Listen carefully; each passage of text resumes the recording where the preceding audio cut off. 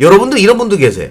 제가 신흥국의 경기회복기, 신흥국이 내년에 기저효과나 병목 현상이 발생할 가능성이 높으니까 시장에 대해서는 그렇게 비관적으로 볼 필요가 없다라고 얘기하면 지금 델타 변이가 어쩌고 테이퍼링이 어쩐데 이렇게 얘기하거든요. 그거는 중계하는 거잖아요.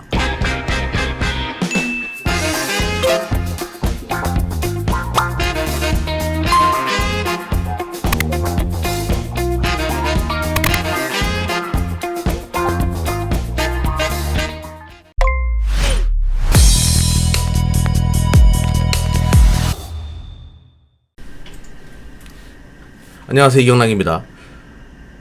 남들보다 한 발 빠른 시장 분석으로 시장에 대한 전략과 대안 투자를 그리고 전술적 우위를 점하고자 하는 시장 한수 이경락입니다. 어제 최근에 이제 미 시장, 대만 시장 분위기가 참 좋은데 국내 시장은 참 답답하다 이런 분들 많이 계시더라고요. 먼저 이제 제가 여러분들에게 그 기존에 제가 했던 이야기들 중에 요 얘기를 잠깐 진행하고서 바로 진행하도록 하겠습니다. 뭐 해외 차트 먼저 보면 보시게 되면 나스닥이 굉장히 강해요. 대만 갖고도 강하고. 나스닥 차트 한번 보도록 하겠습니다. 나스닥이 이제 요런 흐름으로 화면이 안 보이는군요. 이런 흐름으로 굉장히 강한 흐름으로 계속 전개가 되고 있습니다. 근데 과거에도 제가 한번 드렸던 이야기이기도 한데요. 그 우리가 공포지수라는 것이 하나 있다라고 말씀드렸습니다. 그 공포지수 이렇게 보시면 제 얼굴 뒤 이쪽으로 돌릴게요. 보게 되면 여기 뒤에 DI 플러스라는 것이 있어요. DI 플러스. 이게 이제 DMI라는 지표가 있고요. 거기에 이제 빨간색 선, 그러니까 매수의 강도를 나타내는 DI 플러스. 이 DI 플러스가 10 이하의 가격을 보이게 된다. 10 이하의 가격을 보이게 되면 우리는 요거를 여기 회색이 10선입니다. 제가 이제 요게 10이에요. 요 가격이. 매수세가 공포감으로 넘어져서 하락하는 그런 형국이다. 그러니까 공포의 끝자락이다라고 제가 항상 이야기 드리거든요. 근데 재미난 것은 이 공포의 끝자락을 찍고 나면 항상 새로운 추세가 만들어졌어요. 주식은 누군가의 걱정과 우려를 안고서 끌어올린다라는 표현이 있는데요. 나스닥 과거에 여기서도 이제 DI 플러스가 10 이하의 가격을 보여주고 나서 나스닥이 올라갔던 것처럼 항상 10 이하의 가격을 보여주고 나서 빠르게 돌았으면 신고가를 갱신하고 새로운 추세로 전환되는 그런 그림을 그렸습니다.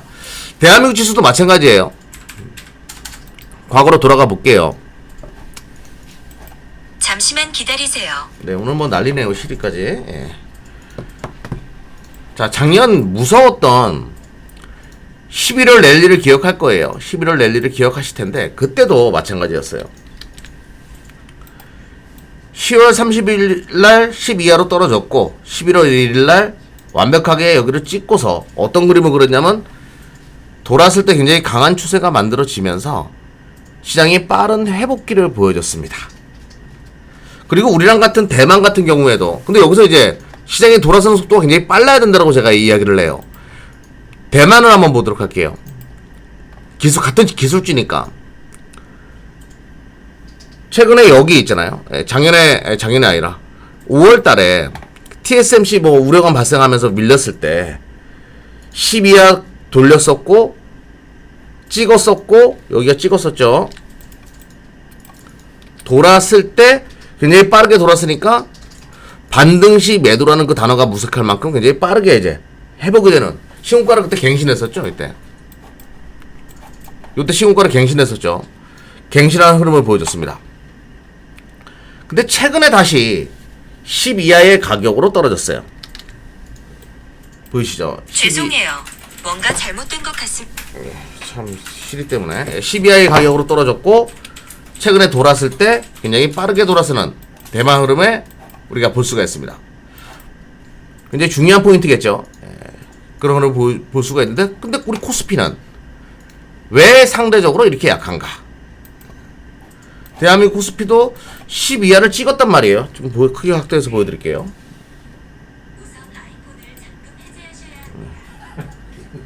다 그러네 오늘. 10 이하의 가격대를 찍었고 그래서 돌아섰지요. 지금 돌아서고 있는데 약해요. 약합니다. 그러니까 지지부진한 그런 흐름을 보여주죠. 채권 수익률이 파월의 발언 이후 금리 인상에 대한 우려감을 많은 부분 완충시켰어요.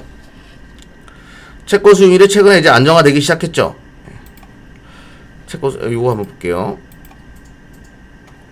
왜 안 뜨냐? 예, 채권 수익률이 이렇게 안정화되기 시작했고, 요것이 이제 기술주 진영의 반등의 원동력이 되고 있는데 대한민국 시장만 약해요. 그거는 삼성전자나 SK하이닉스와 같은 주도주가 디램 가격 우려감이 지금 깔려 있다 보니까 대한민국 기술주 진영만 투자 모멘텀이 없고 외국계들 입장에서는 과연 지금 내가 이것을 질러야 하는 것이 맞을까 고민이 있을 겁니다. 그러면 역으로 디램 가격의 하락 어느 정도는 시장에 반영되어졌다는 논리로 본다라고 하면, 그리고 내년도 업계의 주장대로 디램 가격이 이렇게 쉽게 꺾이지 않고 다시 한번 시작도 안 한 슈퍼사이클이다라고 보는 것이 맞겠죠. 슈퍼사이클로 들어가는 단 10%의 확률만 있다라고 하더라도 시장은 급반등이 나올 수도 있어요. 그러면 거기에 대한 징후가 요번 주 안에 만들어져야 돼요. 기술적으로도 마찬가지입니다. 요렇게 다 반등이 나와서 DI 플러스를 찍어 놓고 DI 플러스를 10 이하까지 찍어 놓은 상황에서 지지부진하면요 반등이 굉장히 약할 수가 있어요. 진짜 시장이 돌아선다라고 하면요 요번 주에 장대 양봉으로 한 번이라도 뽑는 구간이 발생해야 돼요. 그걸 여러분들이 꼭 기억해 두시고, 요번 주에 과연 삼성과 SK하이닉스가 위로 한번 크게 뽑아내는가, 아니면 시장 자체가 위로 한번 크게 뽑아내는가, 걱정과 우려를 안고서 좀 볼 필요가 있다. 근데 뽑아내게 되면 모든 것은 반영되었다라는 판단으로 시장은 돌리기 시작하겠죠. 이제 중요한 한 주가 될 가능성이 높다라는 것을 말씀드리면서, 최근에 나스닥은 왜 이렇게 올라가는가, 요 부분에 대해서 좀 설명을 드려보도록 할게요.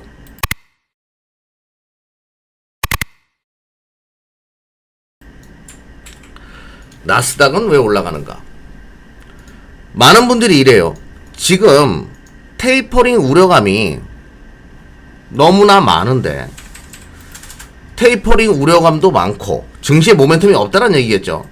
우려감도 많고 델타 변이 확산세도 무섭고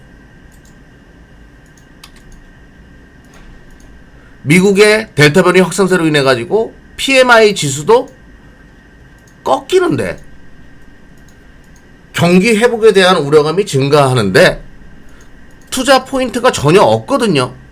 그런데 나스닥이는 왜 신고가를 갱신하는 겁니까? 라는 그런 어설픈 질문을 하는 분들이 계세요. 제가 누누이 말씀드려요. 지금 나와 있는 테이퍼링에 대한 우려감 등등 어떤 정책에 대한 그 우려감은 이미 6개월 전에 선반영되어집니다. 이게 주식시장이에요. 즉 테이퍼링에 대한 그 우려감은요 이미 우리가 겪었어요. 채권 금리가 상방으로 튀므로 인해 가지고 우리가 2월 3월 달에 이미 겪었던 하락이었단 말이죠. 이 테이퍼링에 대한 우려감은 이미 주가에 다 녹아져 있는 거예요. 이게 2월 달이었습니다. 지금이 8월이니까 8월 달 발생한 이 테이퍼링에 대한 이 잡음들은 이미 2월 달에 다 녹여져 있었던 거죠. 그러면 이 주식시장은요 무엇을 반영하기 위해서 나스닥에는 이렇게 끌고 가는 것인가, 강한 흐름을 보여주는 것인가, 이거죠. 무엇을 선반영하기 위해서 움직이는 걸까요? 그런 생각 안 해보셨어요? 의심부터 해봐야죠. 지금 올라갈 이유가 없는데 지금 이제 제가 주식시장에서 제일 싫어하는 사람들이 뭐라고 얘기했죠? 중개하는 사람들. 테이퍼링이 어쩌고? 그러니까 지금 어려운데요? 이렇게 중개하는 사람들, 이런 사람들은 백날 백전백패예요. 위로 올라가는 데는 분명한 이유가 있어요. 옛날 그 영화 뭐였죠? 떨어지는 곳에는 뭐 날개가 있다? 추락하는 곳에서는 날개가 있다? 제목은 참 멋있었는데 영화는 참 그지 같았던 1990년대였나요? 80년대였나요? 그 영화. 추락하는 곳에서 날개가 있다. 여기 원래 소설도 있었던 걸로 알고 있는데 아무튼 올라가는 곳에서는 다 이유가 있겠죠. 앞으로 어떤 현상에 대한 기대감이 녹아들기 시작했다. 이렇게 표현하는 것이 맞을 것 같아요. 그러면 무엇을 녹이기 시작했냐 이거죠, 이게 이 시장이. 그거는 아마도 갑자기 궁금해지죠. 이게 아닐까 싶습니다. 글로벌 백신 접종률 델타 변이요. 이게 게임 체인저, 시장의 방향을 바꾸는 요소가 될 수 있을 거라 생각하세요? 치사율이 0.1%. 제발 참. 내년에는 또 치료제도 나올 가능성이 높아요. 그래서 치료제 관련된 종목들 보는 거 저는 뭐라 하지 않습니다. 우리가 바이오를 안 하지만. 글로벌 백신 접종률 보게 되면 신흥국도 점진적으로 계속 증가하기 시작했습니다. 인도네시아, 베트남도 최근에 보이기 시작하네요. 한국은 신흥국이에요. 브라질 아래에 있네. 참. 이 7월 달인데. 지금 대한민국은 또 8월, 9월 빠르게 진행되죠. 제 주변에도 이제 우리 김주익 대표님도 맞기 시작했어요. 계속 주변에 한 명씩 맞기 시작하더라고요. 백신 접종률이 계속 증가하고 있는 부분. 그렇다고 해서 우리가 델타 변이를 무시하자 이건 아닌데요. 위드 코로나 시대로 분명히 시장은 바뀔 거예요. 멈춰 있었던 지구가 다시 돌아가기 시작했다. 그리고 금리 인상 시기는 신흥국의 경기 회복세를 다 확인하고 미 연준, 페드는 또 미스터 파월은 힘을 내요. 미스터 파월은 내년 하반기 정도로 금리 인상 시기가 만들어질 가능성이 높다라고 보고 있으면 시장은 마지막 파티 한 번은 남아있다라는 생각을 계속 할 거예요. 이 위드 코로나 시대 멈췄던 지구가 다시 열리는 것을 대비하기 위한 선제적인 자금들의 집행 가능성, 요것도 열어놔야 된다는 얘기죠. 최근에 국내 같은 경우에는 대한항공이나 아시아나항공과 같은 일부 여행 관련된 종목들 치고 나가는 거 볼 거고, 미 시장 같은 경우에는 카니발이나 한번 보도록 하죠.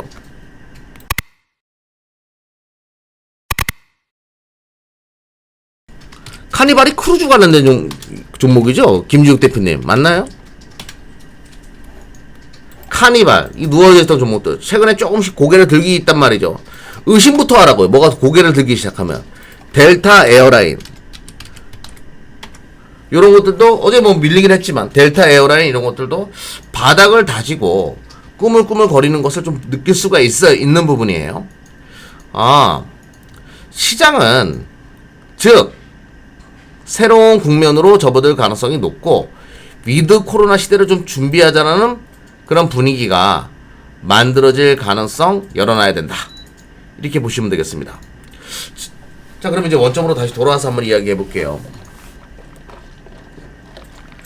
코스피 시장은 상대적으로 기술주 진영 시장 중에서 제일 약했어요. 정말 짜증납니다. 가장 약했고, 대만 가건과 나스닥 같은 경우에는 쭉쭉 위로 뽑아내고 있는 그런 상황이에요. 그런 상황입니다. 나스닥이 특히 강하죠. 그러면 분명히 기술주 진영에서도 채권 수익률이 안정화되면서 위로 뽑아내자라는 분위기가 있는 거고, 미 시장의 S&P 500도 계속 견고한 흐름을 보여준다라는 것은 선제적으로 무엇을 반영하려고 하는 그런 흐름이 발생했다. 그거는 신흥국도 경기가 살아나기 시작하는, 제가 누누이 말씀드려요. 지금 나와 있는 거 얘기해봐야 아무짝에 쓸모없습니다. 여러분들 이런 분들 계세요. 제가 신흥국의 경기 회복기, 신흥국이 내년에 기저효과나 병목 현상이 발생할 가능성이 높으니까 시장에 대해서는 그렇게 비관적으로 볼 필요가 없다라고 얘기하면 지금 델타 변이가 어쩌고 테이퍼링이 어쩐데 이렇게 얘기하거든요. 그거는 중개하는 거잖아요. 지금 나와 있는 거 말고 시장이 지금 나와 있는 악재를 뚫고서 뭔가 올리면 그만한 이유가 있다라는 거죠. 그게 아마도 백신 보급률의 확대, 이런 시나리오가 될 가능성이 높다는 거죠. 그래서 신흥국도 경기 회복 사이클을 굉장히 빠르게 누릴 가능성, 이런 것들을 열어놔야 된다. 그리고 아직까지 지구가 멈춰 있기 때문에 그 지구가 다시 돌아갈 것을 대비해 가지고 시장은 그 부분들을 먼저 반영하기 시작한다. 사실상 우리도 기저효과나 병력환상 이런 말을 하기에는 아직까지 대한민국도 정상화된 것은 아니에요. 근데 미국이나 유럽과 같은 국가들은 상당 부분 정상화를 깨하다가 다시 델타 변이가 터진 거잖아요. 뭐 영국 같은 경우에는 그냥 위드 코로나 시대 준비하더라고요. 근데 전 세계가 백신 접종률이 확대되게 되면 전 세계가 다 정상화 추세로 바뀔 거예요. 여기 마스크 쓴 사람이 한 명, 한 명 보이네. 모든 것이 정상화되고, 2명, 여기 마스크인가? 아니군요. 모든 것이 정상화될 가능성을 열어놔야 된다는 얘기죠. 특히 신흥국 같은 경우에는 올해 내내 저성장 국면에서 벗어날 수 없었는데 내년도 되게 되면 빠르게 회복할 가능성. 그러면 세계 경제는 한 번 더 상방적으로 열릴 가능성을 열어놓고, 어쩌면 이게 마지막 기회가 될 거라고 제가 항상 이야기 드리거든요. 지금 이 순간이. 최근에 DMI 플러스, DI 플러스가 10 이하의 가격을 찍은 것이 어쩌면 마지막이 될 가능성도, 마지막 매수 기회가 될 가능성도 열어놓고 대응할 필요가 있다. 작년에 기억나요? 코로나 난리통인데 주식시장은 자꾸 왜 가지? 왜 가지? 이랬던 분들 엄청 많았어요. 그래서 인버스 사셨던 분들 많아요. 근데 지금 어떻게 됐어요? 다 깡통 찼죠. 작년에 인버스 투자했던 분들은. 지금도 마찬가지예요. 미시장이 왜 올라가지? 한국 시장 올라갈 만한 건덕지가 없는데? 근데 올라가기 시작해요. 의심부터 해야 돼요. 무엇을 반영하려고 하는 것일까? 꼭 기억해 두시고, 제가 이런 얘기하면 또 신흥국 경제예보 어려운데, 그건 지금의 이야기잖아요. 매번 지금의 이야기에 안 엉켜가지고 주식 투자하는 분들 계세요. 제발 좀 그런 전문가 분들도 많이 계시고. 네. 자, 다음 위로 올라가는 데는 분명히 의심할 만한 스토리 라인이 있을 것이다라는 것을 강조드리면서, 저희 또 이스타시클로 저랑 손창희 팀장님 수요일날 아침에 장중에 여러분들을 유튜브로 인사드리거든요. 생 라이브 방송을 통해 가지고 인사드리는데, 그것 또한 많은 시청 부탁드리겠습니다. 그리고 개인 유튜브 요번에 기업탐방 2개가 갔다 왔는데요. 그거 조만간에 올려드릴 텐데, 구독과 좋아요, 이경락의 24시 클럽이라고 유튜브에 치시면 됩니다. 구독과 좋아요도 부탁드리겠습니다. 지금까지 24시 클럽 이경락이었습니다. 감사합니다.